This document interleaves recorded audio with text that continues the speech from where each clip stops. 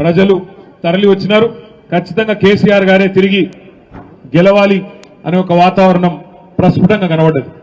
మనసులో నేను అనుకున్నది ఏమంటే, నల్లగొండ జిల్లాలో, ఆనాడు ఉమ్మడి నల్లగొండ జిల్లాలో ఖచ్చితంగా గెలిచే సీట్లలో ముందు వరుసలో ఉండేది ఆలేరు, భువనగిరి ముందు వరుసలో ఉంటాయని చెప్పి నేను అనుకొని పోయినా. కానీ మరి ఏ కారణం చేతనో మరి రెండు కూడా మనం కొద్ది శాతం ఓట్లతోనే కోల్పోవడం జరిగింది. కానీ ఈరోజు చాలా సంతోషం, 2 సంవత్సరాలు తిరగకుండానే మళ్ళీ సర్పంచ్ ఎలక్షన్లు జరిగితే భువనగిరి నియోజకవర్గంలో కాంగ్రెస్ కు 52 వస్తే మనకు 56 సర్పంచ్లు ఇక్కడ గెలుచుకున్నాం. ఆలేరు నియోజకవర్గంలో 74 మంది సర్పంచ్లు గెలిచినారు. మునుగోడులో కేవలం 2 మండలాలు వస్తాయి మనకు, చౌటుప్పలు, సంస్థాన్ నారాయణపూర్ 2 మండలాలు కలిపి అక్కడ కూడా 15 మంది సర్పంచ్లు గెలుచుకున్నాం. తుంగతుర్తి కూడా ఒకటే మండలం వస్తుంది మనకి, 2 ఏంటి మోత్కూరు, అడగూడు 2 వస్తాయి, అక్కడ 9 సర్పంచ్లు గెలుచుకున్నాం. అట్లాగే నకిరెక్కల్లో రామన్నపేట వస్తుంది, ఒకటే కదా, అక్కడ కూడా 7 సర్పంచ్లు. మొత్తం కలిసి యాదాద్రి భువనగిరి జిల్లాలో 161 మంది సర్పంచ్లను గెలిపించుకున్న నాయకత్వం మొత్తానికి హృదయపూర్వకంగా నేను అభినందనలు తెలియజేస్తా ఉన్నా. ఎందుకంటే పెద్దలు చెప్తారు, ఎక్కడ పోగొట్టుకున్న దాన్ని అక్కడనే దేవులాడుకోవాలి, అక్కడనే ఎత్తుకోవాలని చెప్తారు. 2 ఏళ్ల కింద ఎక్కడనైతే పోగొట్టుకున్నామో అధికారం, అక్కడి నుంచే తిరిగి మళ్లీ పూర్వ వైభవం ప్రారంభమైంది అనడానికి ఈరోజు ఆ యాదాద్రి లక్ష్మీ నరసింహస్వామి ఆశీస్సులతో మనం సాధించిన ఈ గెలుపే దానికి నిదర్శనం అని చెప్పక తప్పదు. ఈ గెలుపు సామాన్యమైన గెలుపు కాదు.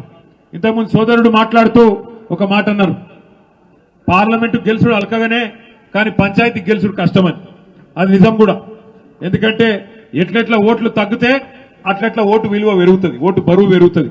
నిజంగా కూడా ఒక్కొక్క ఇల్లు తిరిగి ఒక్కొక్క మనిషిని కలిసి కడుపులో తలబెట్టి ఆ ఉన్న 1000 ఓట్లలో 2000 ఓట్లలో గెలిచి రావడం అంటే మామూలు విషయం కానే కాదు. అందుకే మళ్ళొక్కసారి గట్టిగా గెలిచిన సర్పంచ్లకు, ఉప సర్పంచ్లకు గట్టిగా అభినందనలు చెప్తాం. మీ గెలుపు ఇవాళ రాష్ట్రంలోని పార్టీ మొత్తానికి 1000 ఏనుగుల బలాన్ని ఇచ్చింది. సామాన్యమైన విషయం కాదు. గెలిచిన వాళ్ళు అట్లాగే దగ్గరికి వచ్చి ఓడిపోయిన వాళ్ళు ఉన్నారు, కొంత దూరంలో ఉండి ఓడిపోయిన వాళ్ళు కూడా ఉండొచ్చు. కానీ 12,800 గ్రామాల్లో పోటీ చేసి వీరోచితంగా పార్టీ కోసం గిరిగీసి బరిలో నిలబడ్డ ప్రతి ఒక్కరికి గట్టిగా చప్పట్లు కొట్టి ఒకసారి అభినందనలు చెప్పాలని చెప్పి కూడా నేను కోరుతా ఉన్నాను. ఈ గెలుపు, ఈ ఉత్సాహం ఏదైతే మన సర్పంచ్ ఎన్నికలతో మన పార్టీలో వచ్చిందో ఇది సామాన్యమైంది కాదు.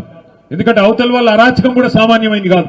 ఎన్ని రకాల ఇబ్బందులు పెట్టినారో మీ ఉమ్మడి నల్లగొండ జిల్లాలో మీరే చూసినారు. తమ్ముడు ఇప్పుడే కిషోర్ చెప్పినట్టు నూతన్కల్ మండలంలో లింగంపల్లి అనే ఊరిలో మల్లయ్య యాదవ్ అనే మన సోదరుడు, మన కార్యకర్త, ఆయన కోడల్ని వార్డు మెంబర్ గా నిలబెట్టిండు. పాపం ఆయన తిరుగుతా ఉన్నాడు ప్రచారానికి.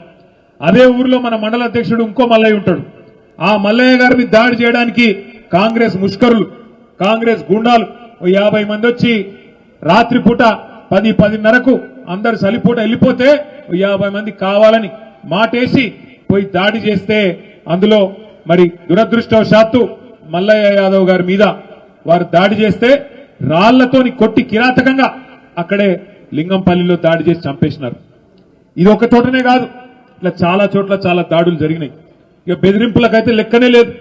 అంత ఇంత గలీజ్ అంటే రాజకీయం ఎంత గలీజ్ గా మారిందంటే కాంగ్రెస్ వచ్చినాక మనం కూడా ఉన్నాం 10 ఏళ్ళు ప్రభుత్వంలో, కానీ ఎప్పుడు ఇంత చిల్లర రాజకీయం చేయలే.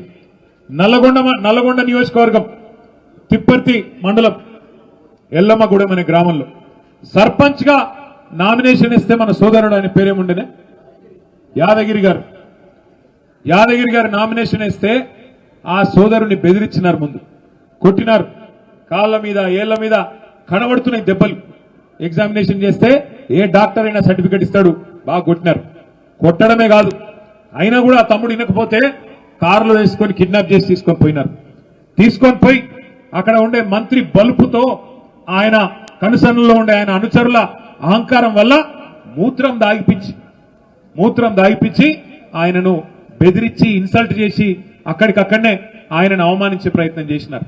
అంటే ఎంత కిరాతకమైన, ఎంత చిల్లర వికృతమైన రాజకీయం ఇది ఈ జిల్లాలో జరుగుతున్నది కాంగ్రెస్ నాయకుల కనుసన్నలో. ఒక్కసారి మీరు ఆలోచన చేయండి.